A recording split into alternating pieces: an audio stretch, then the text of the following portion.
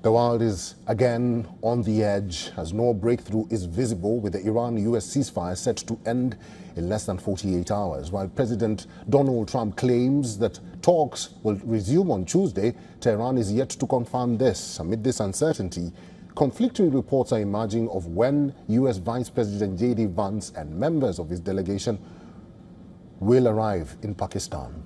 A day earlier, Trump accused Iran of violating the ceasefire by opening fire at ships in the Strait of Hormuz, while announcing that his representatives will reach Pakistan on Monday evening.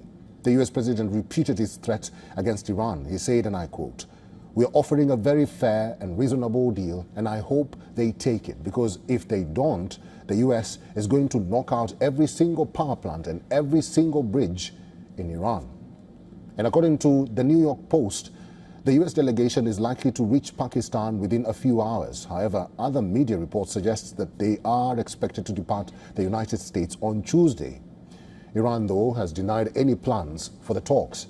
It also expressed a lack of trust, in America's diplomatic overtures, citing its Hormuz blockade and attack on an Iranian ship called Tuska. Differences between both sides remain unresolved. While Trump wants Iran to give up enriched uranium, Tehran has ruled out this possibility. As of now, while I am at your service, we have no plans for the next round of negotiation, and no decision has been made in this regard. However, Pakistan is already preparing for the talks and has beefed up security. Entry into Islamabad's red zone has been suspended. All public and private offices and schools in that area have been told to adopt a work-from-home arrangement. Roads around Serena Hotel, the likely venue of the talks, has been closed with barbed wire.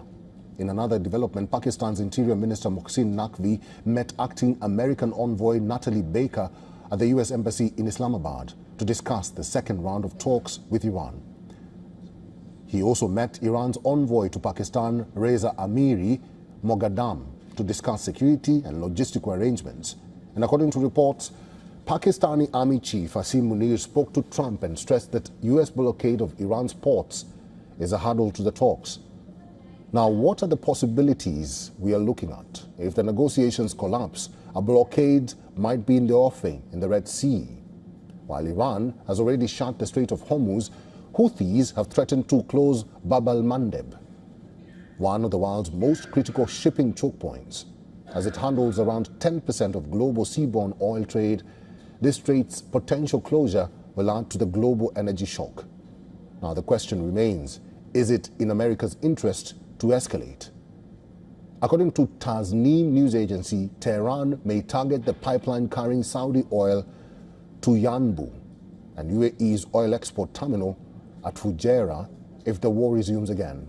This may have devastating consequences for the world economy.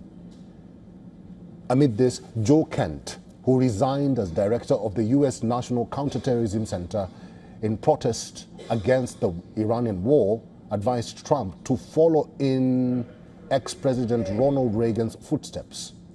He urged the US president to recognize there is no way to force a positive outcome and leave West Asia.